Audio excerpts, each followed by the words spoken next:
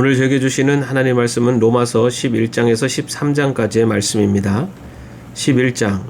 그러면 내가 묻습니다. 하나님께서 자기 백성을 버리신 것은 아닙니까? 그럴 수 없습니다. 나도 이스라엘 사람이요 아브라함의 후손이요 베냐민 지파에 속한 사람입니다.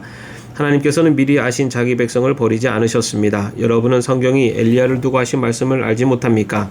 그가 이스라엘을 고발하여 하나님께 이렇게 호소하였습니다. 주님, 그들은 주님의 예언자들을 죽이고 주님의 제단들을 헐어버렸습니다. 남은 것은 나 혼자밖에 없는데 그들은 내 목숨마저 찾고 있습니다.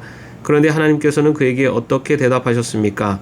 내가 바알에게 무릎을 꿇지 않은 사람 7,000명을 내 앞에 남겨두었다 하셨습니다. 이와 같이 지금 이 시기에도 은혜로 택하심을 입은 사람들이 남아 있습니다. 은혜로 된 것이면 행위에 근거한 것이 아닙니다. 그렇지 않으면 그 은혜는 이미 은혜가 아닙니다. 그러면 무슨 결과가 생겼습니까? 이스라엘 백성은 찾던 것을 얻지 못하였지만 택하심을 받은 사람들은 그것을 얻었습니다. 그리고 그 나머지 사람들은 완고해졌습니다. 성경이 이렇게 기록한 바와 같습니다. 하나님께서 그들에게는 혼미한 영을 주셨으니 오늘까지 그들은 눈이 있어도 보지 못하고 귀가 있어도 듣지 못합니다. 다윗도 다음과 같이 말하였습니다. 그들의 밥상이 그들에게 올무가 되고 덫이 되게 하여 주십시오. 그들을 걸려 넘어지고 보복을 받게 하여 주십시오. 그들의 눈이 어두워져서 보지 못하게 되도록 하여 주십시오. 그들의 등이 언제나 굽어있게 하여 주십시오. 그러면 내가 묻습니다. 이스라엘이 걸려 넘어져서 완전히 쓰러져 망하게끔 되었습니까? 그럴 수 없습니다. 그들의 허물 때문에 구원이 이방 사람에게 이르렀는데 이것은 이스라엘에게 질투하는 마음이 일어나게 하려는 것입니다. 이스라엘의 허물이 세상의 부요함이 되고 이스라엘의 실패가 이방 사람의 부요함이 되었다면 이스라엘 전체가 바로 설 때에는 그 복이 얼마나 더 엄청나겠습니까?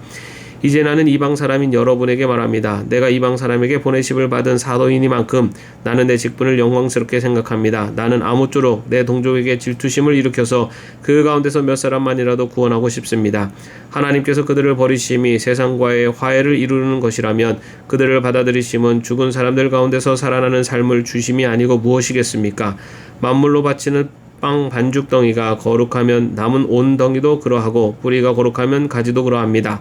그런데 참 올리브 나무 가지들 가운데서 얼마를 잘라내시고서 그 자리에다 돌 올리브 나무인 그대를 접붙여 주셨기 때문에 그대가 참 올리브 나무의 뿌리에서 올라오는 양분을 함께 받게 된 것이면 그대는 본래의 가지들을 향하여 우쭐대지 말아야 합니다. 비록 그대가 우쭐댈지라도 그대가 뿌리를 지탱하는 것이 아니라 뿌리가 그대를 지탱한다는 것을 명심해야 합니다. 그러므로 본래의 가지가 잘려나간 것은 그 자리에 내가 접붙임을 받게 하시려는 것이었다 하고 그대는 말해야 할 것입니다. 옳습니다. 그 가지들이 잘린 것은 믿지 않은 탓이고 그대가 그 자리에 붙어있는 것을 믿었기 때문입니다. 그러니 교만한 마음을 품지 말고 도리어 두려워하십시오. 하나님께서 본래의 가지들을 아끼지 않으셨으니 접붙은 가지도 아끼지 않으실 것입니다. 그러므로 하나님의 인자하심과 준엄하심을 생각해 보십시오. 하나님은 넘어진 사람들에게는 준엄하십니다. 그러나 그대가 하나님의 인자하심에 머물러 있으면 하나님이 그대에게 인자하게 대하실 것입니다. 그렇지 않으면 그대도 잘릴 것입니다. 그러나 믿지 않았던 탓으로 잘려나갔던 가지들이 믿게 되면 그 가지들도 접붙임을 받게 될 것입니다. 하나님께서는 그들을 다시 접붙이실 수 있습니다.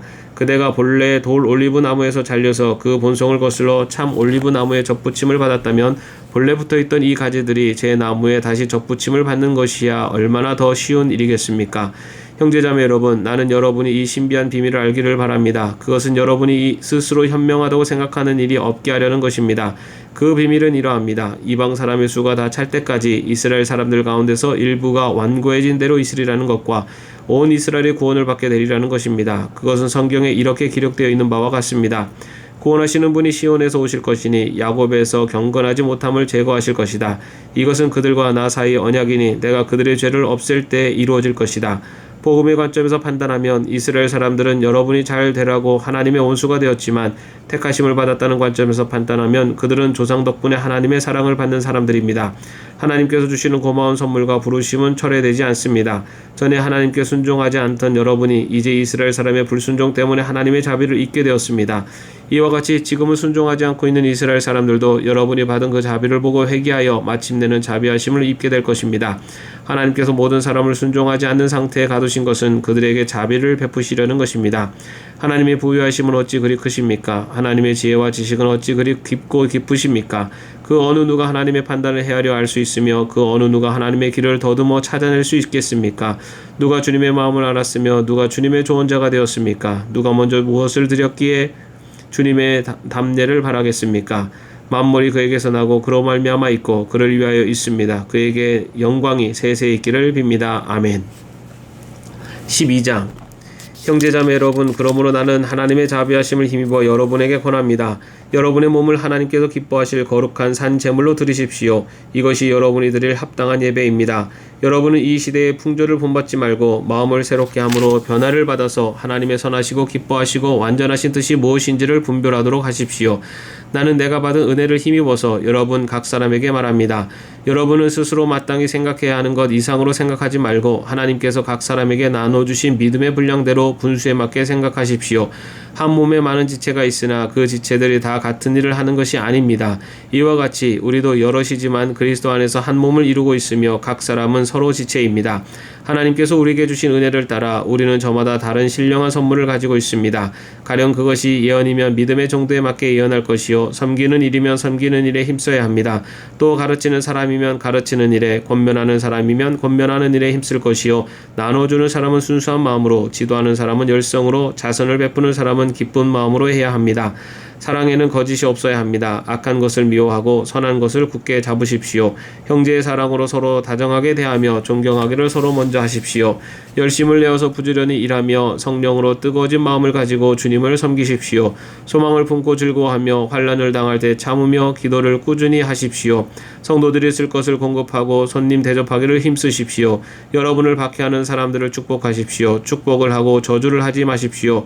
기뻐하는 사람들과 함께 기뻐하고 우는 사람들과 함께 오십시오. 서로 한 마음이 되고 교만한 마음을 품지 말고 비천한 사람들과 함께 사귀고 스스로 지혜가 있는 채 하지 마십시오. 아무에게도 악을 악으로 갚지 말고 모든 사람이 선하다고 생각하는 일을 하려고 애쓰십시오. 여러분 쪽에서 할 수 있는 대로 모든 사람과 더불어 화평하게 지내십시오. 사랑하는 여러분, 여러분은 스스로 원수를 갚지 말고 그 일은 하나님의 진노하심에 맡기십시오. 성경에도 기록하기를 원수 갚는 것은 내가 할 일이니 내가 갚겠다 하고 주님께서 말씀하신다 하였습니다. 내 원수가 줄이거든 먹을 것을 주고 그가 목말라 하거든 마실 것을 주어라. 그렇게 하는 것은 내가 그의 머리 위에다가 숯불을 쌓는 셈이 될 것이다 하였습니다. 악에게 지지 말고 선으로 악을 이기십시오. 13장.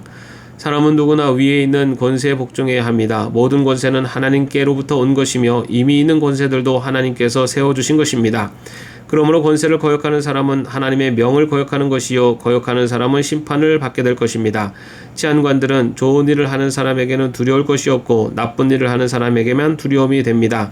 권세를 행사하는 사람을 두려워하지 않으려거든 좋은 일을 하십시오. 그러면 그에게서 칭찬을 받을 것입니다. 권세를 행사하는 사람은 여러분 각 사람에게 유익을 주려고 일하는 하나님의 일꾼입니다. 그러나 그대가 나쁜 일을 저지를 때에는 두려워해야 합니다. 그는 공연히 칼을 차고 있는 것이 아닙니다. 그는 하나님의 일꾼으로서 나쁜 일을 하는 자에게 하나님의 진노를 집행하는 사람입니다. 그러므로 진노를 두려워해서만이 아니라 양심을 생각해서도 복종해야 합니다. 같은 이유로 여러분은 또한 조세를 바칩니다. 그들은 하나님의 일꾼들로서 바로 이 일을 하는데 힘쓰고 있습니다. 여러분은 모든 사람에게 의무를 다하십시오. 조세를 바쳐야 할 이에게는 조세를 바치고 관세를 바쳐야 하는 이에게는 관세를 바치고 두려워해야 할 이는 두려워하고 존경해야 할 이는 존경하십시오. 서로 사랑하는 것 외에는 아무에게도 빚을 지지 마십시오. 남을 사랑하는 사람은 율법을 다 이룬 것입니다. 간음하지 말아라, 살인하지 말아라, 도둑질하지 말아라, 탐내지 말아라 하는 계명과 그 밖에 또 다른 계명이 있을지라도 모든 계명은 내 이웃을 내 몸과 같이 사랑하여라 하는 말씀에 요약되어 있습니다. 사랑은 이웃에게 해를 입히지 않습니다. 그러므로 사랑은 율법의 완성입니다. 여러분은 지금이 어느 때인지 압니다. 잠에서 깨어나야 할 때가 벌써 되었습니다. 지금은 우리의 구원이 우리가 처음 믿을 때보다 더 가까워졌습니다. 밤이 깊고 낮이 가까이 왔습니다. 그러므로 우리는 어둠의 행실을 벗어버리고 빛의 갑옷을 입읍시다. 낮에 행동하듯이 단정하게 행합시다. 호사한 연애와 술취함, 음행과 방탕, 싸움과 시기에 빠지지 맙시다. 주 예수 그리스도로 옷을 입으십시오. 정욕을 채우려고 육신의 일을 꾀하지 마십시오. 아멘. 오늘도 평안한 하루 되시기를 바랍니다.